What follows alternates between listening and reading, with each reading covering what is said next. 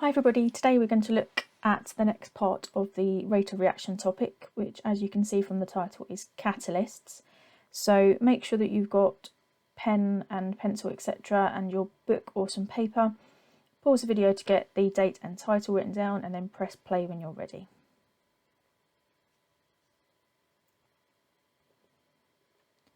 So first activity for today is on the screen. In your book, state and explain the 3 ways by which we can control a chemical reaction that we've looked at so far this topic. So state and explain, think about what those command words mean, pause the video, write your answer and then press play when you're ready.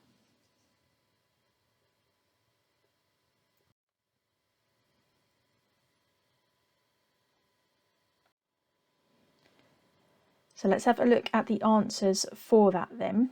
The 3 ways of controlling a chemical reaction that we've looked at so far this topic have been temperature, concentration or pressure, because remember they're very, very similar, and surface area. So those are the 3 ways. Now, to go through the explanation for each of these, I'm going to use sort of exam language, the kind of phrases that you'd need to be seeing in an exam answer.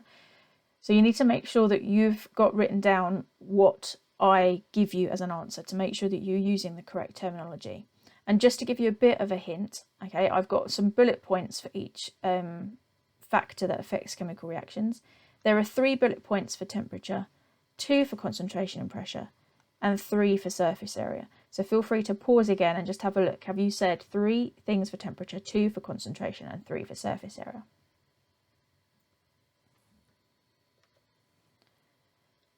If we look at temperature first, the answer we'd be looking for is that at a higher temperature, the particles gain kinetic energy and move faster. When they collide, more of the collisions are above activation energy. Because they're moving fast, they have more kinetic energy. And that means that there will be more frequent successful collisions. For concentration and pressure, a higher concentration or higher pressure results in more particles in a given volume, and that will result in more frequent successful collisions. And for surface area, the same mass of substance has a larger surface area, and that's really important to be aware of. You do have to talk about it being the same mass with smaller particles and therefore larger surface area. This means more particles available for the reaction, and there will be more frequent successful collisions. Now, we've mentioned before about the fact that there is a phrase that you need to be very aware of, and we can see that it comes up here in every single one of these answers. More frequent successful collisions is extremely important. It all goes back to that collision theory that reactions can't occur unless collisions occur above activation energy. And if we can make more of those collisions successful more frequently, we get a faster rate of reaction. So do make sure you remember that sort of magic phrase for rates of reaction. Moving on to look at today's work, which is on catalysts. If we were at school, we'd be doing a little practical and then a demonstration, one of my favourites, that's called the elephant's toothpaste demo. Now you may have seen this online or even on TV before now. It is a very popular demonstration, and I'm going to move the slide on and show you a few animations that you might have seen online of this reaction. Now, admittedly, in school, we would be doing this on a much smaller scale than you can see on here. I have done this myself once before on a similar scale to this, the top right one, and did manage to get it all over the ceiling, which didn't go down very well. But it is quite a spectacular reaction. Now we're going to be looking at this today's lesson, but also there's a couple of things we can point out that relates to a future lesson that we're doing.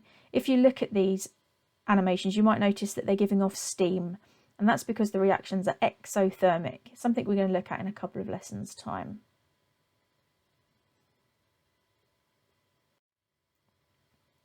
To look at the chemistry behind this, we need to understand that the chemical that they're using is called hydrogen peroxide, which is H2O2. Now it looks very similar to the formula of water, which would be H2O, And it does actually look like water when you pour it into a beaker. It is a colourless liquid. But the addition of the extra oxygen, making it a structure that looks like that instead of water, which would be just H2O, it changes the chemistry massively. And you wouldn't want to be drinking hydrogen peroxide. It can cause burns. It's used in things like hair bleach. It can be very unpleasant. So you have to be very careful with this reaction. Now, have a think about what the word decomposition means. Can you think of what that term means? Well, the word decomposition is the scientific word that means breaking down. So anything that decomposes is breaking into separate parts. Make sure that you know that that term means breaking down. Now, if we take hydrogen peroxide, H2O2, it breaks down without adding anything to it into H2O and O2, water and oxygen. Now we can balance this. We would need 2 hydrogen peroxide molecules and it would produce 2 waters and an oxygen. That's just making sure that we have conservation of mass, that the right number of atoms are on the left and right, that we're not having to find atoms from somewhere else. So that's a balanced chemical equation. Now this happens on its own. Hydrogen peroxide, if you just left it in a beaker, would end up being a beaker of water with the oxygen having been given off into the air. And if you look at this picture on the right hand side, you can see that the bottle is very dark in colour. It's actually opaque. And that's because light speeds up the breaking down of hydrogen peroxide. And if you have a bottle of hydrogen peroxide, after time, it will end up just being water. Now, light speeds it up, but actually this reaction happens on its own as well, and temperature will speed this up too. But in the demonstration that you've seen, what we've done is we've sped it up even further. We've used something called a catalyst. And there's a variety of different catalysts that can be used. Now, the catalyst that we would normally use at school for this is called manganese dioxide, which is a black powder. Now, I'm going to show you a video of the demonstration we would do at school with manganese dioxide as a black powder, although it's been mixed in with some water just to make it react more easily. And I want you to watch the reaction as it progresses, but particularly keeping an eye on that black powder, manganese dioxide. So the reaction is going to start shortly. We can see that we have a beaker here with black solution in it. It's actually just the powder mixed with water. It's not a solution, it's still a powder in there. And we pour that in. And what do you notice as that foam comes out?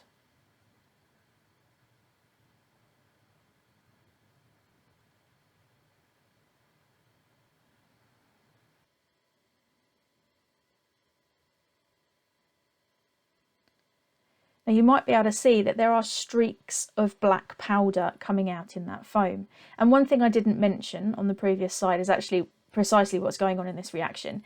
In this reaction, what we actually do is we take the hydrogen peroxide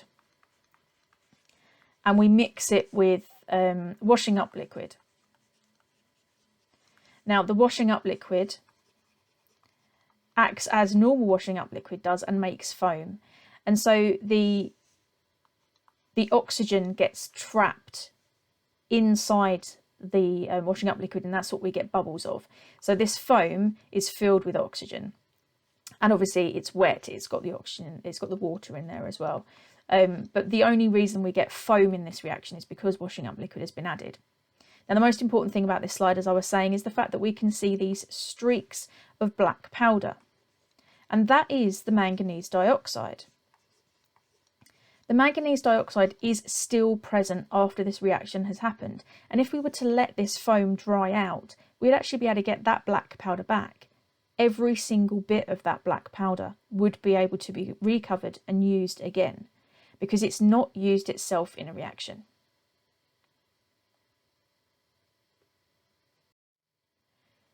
Now to look at that in a bit more detail, in the demonstration, the manganese dioxide increased the rate of decomposition of the hydrogen peroxide, but it was unchanged itself at the end of the reaction. We could still see that manganese dioxide, that black powder present in the foam. It hadn't changed. It was exactly the same as it started with. And as I said, that is the manganese dioxide acting as a catalyst. Now I've got a definition here for you, which needs to be written down. A catalyst is a substance that can speed up a chemical reaction, but remains chemically unchanged at the end of the reaction. So there is a definition, so make sure that you pause and get that written down.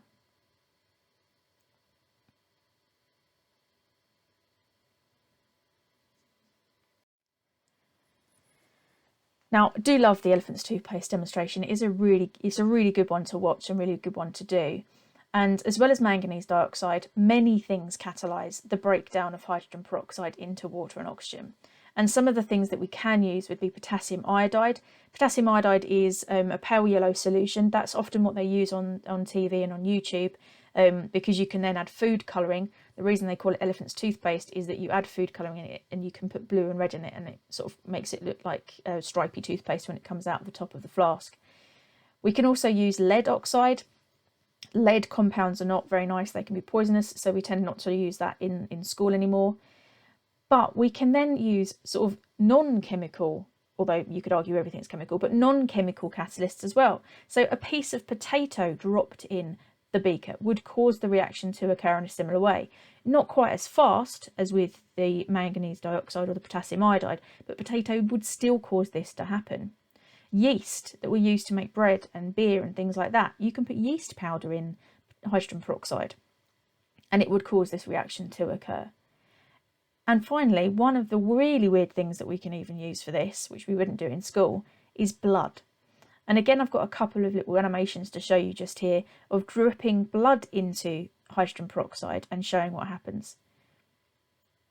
And that is pig's blood that's being dropped into that, but you can see the reaction is being catalysed. You can also see that the hydrogen peroxide does look like water at the beginning as well.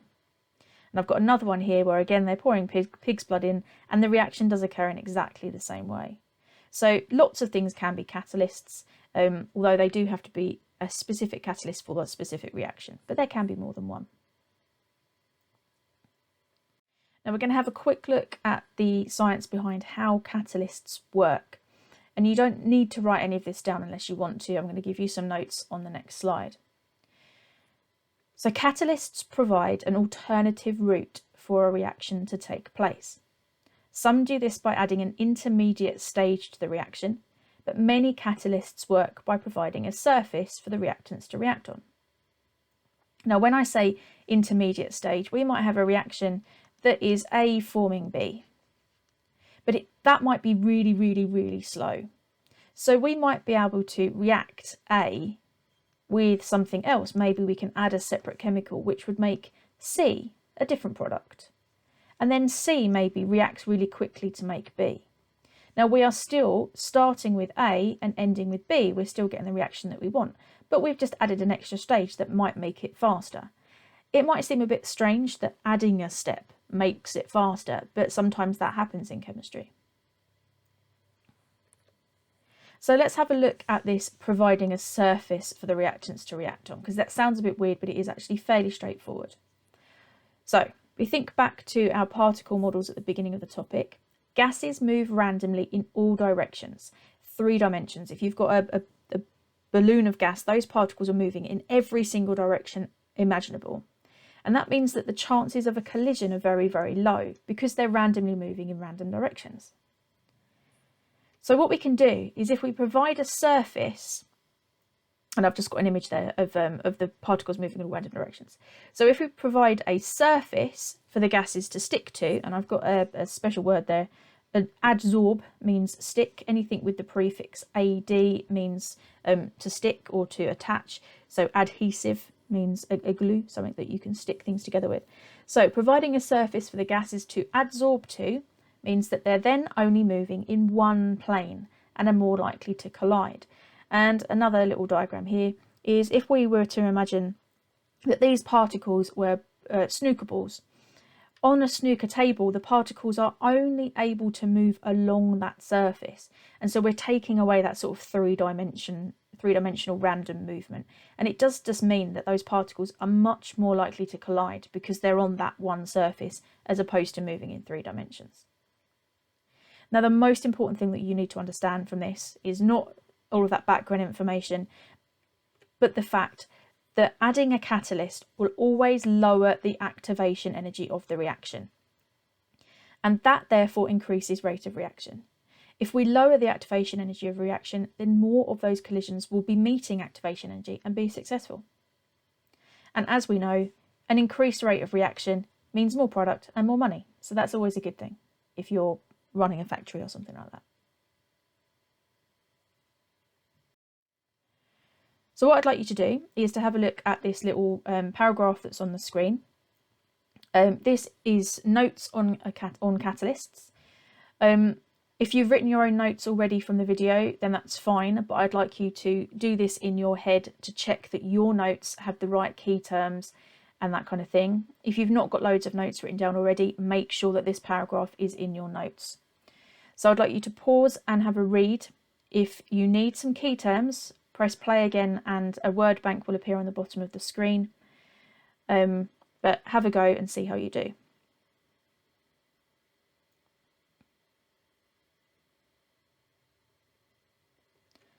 So if you need some help with this or you want to check your answers initially, I've put a word bank at the bottom. However, some of these are red herrings and you don't need to use them. No word is used more than once though.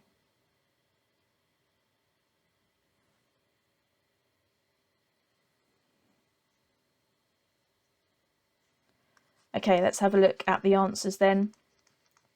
And as I said, make sure that you've got these in your notes. You do need to have all of these phrases written down. So a catalyst is a substance that changes the rate of a chemical reaction, but that is chemically unchanged during the reaction. It can be reused. Catalysts provide an alternative route for a reaction to take place or to take, and lower the activation energy of the reaction.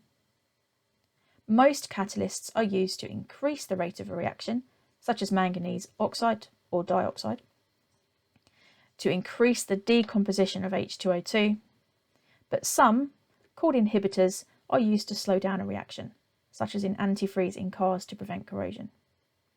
Now, obviously I hadn't talked about inhibitors previously, but I just put that in there as just a little bit of sort of extra interest at the end. At GCSE, you're mostly always going to be talking about catalysts increasing rate of reaction, so they'd be referred to as inhibitors if they actually slow down the reaction.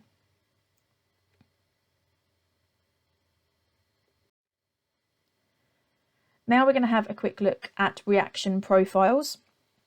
And if you think back to earlier in the topic, these are these simple graphs that show us the energy changes during a reaction. And we are going to look at these in much more detail at the end of the topic. So we need axes first of all, and we have energy on the y-axis. We don't need anything at the bottom on the x-axis. You can actually not bother about putting the x-axis at all. We're not interested in that. And then we need to put the reactants and the products in. Now, it doesn't matter the height of these. We're not interested in that right now. As I said, that's later in the topic. But what we do need to put in is a bump in the middle. And can you remember why we put that bump in? Well, the bump is to show that the reaction needs to surpass, or the collisions need to surpass, the activation energy. So this bump is showing us the energy that would need to be held by the particles, or the particles would have, in order for the reactions to be successful, the collisions to be successful. Now, if we add a catalyst, what a catalyst does is it lowers the activation energy. So that peak lowers. So that dotted line is with a catalyst. And we can see that there is a lower activation energy due to the addition of a catalyst. And there's supposed to be a line that comes up just there, but that will come up in a second. So the activation energy is lower. Now, if the activation energy is lower, more of the particle collisions will be successful. And as we know, more successful collisions will equal a higher rate of reaction. And there we go. There's our blue arrow that should have come up earlier. But that blue arrow is showing the low activation energy due to the addition of a catalyst. Now, final question for this slide is, what does the red arrow equal, do we think, on this? And this is related to later in the topic. Well, the red arrow is actually the energy change of the reaction. And as I said, that is a later lesson for this topic.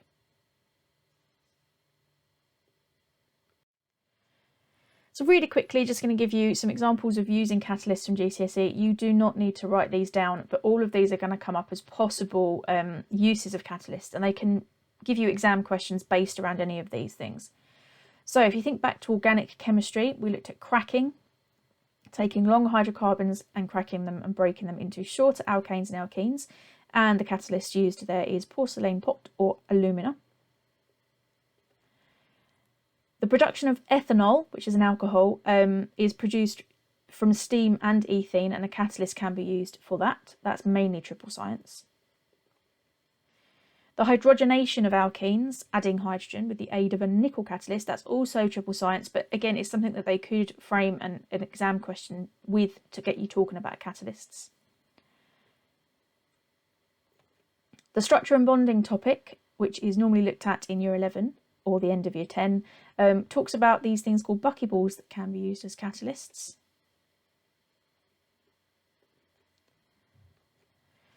When we look at plastics, we might look at low density polyethylene and high density polyethylene, and that's all to do with catalysts being used during production. We use catalyst for one and not the other, and that causes the differences in the plastic. Nanoscience, which is the study of less than microscopic particles, a very new area of science, but that could be used to make new catalysts.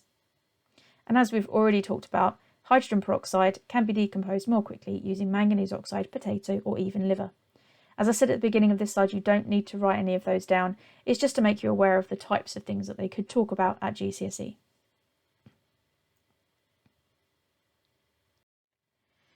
So final activity for the video. The precious and expensive metal platinum is used to make catalytic converters for cars. Now, catalytic converters take gases from the car exhaust that would be harmful to us and break them down into less harmful gases. And so I want you to think the question is, evaluate the use of platinum in catalytic converters. The word evaluate means compare the advantages and disadvantages and give your judgment as to whether or not it's sensible to use platinum in the catalytic converter. So pause the video, see if you can write an answer considering platinum as a catalyst, then press play and we'll talk about the answer.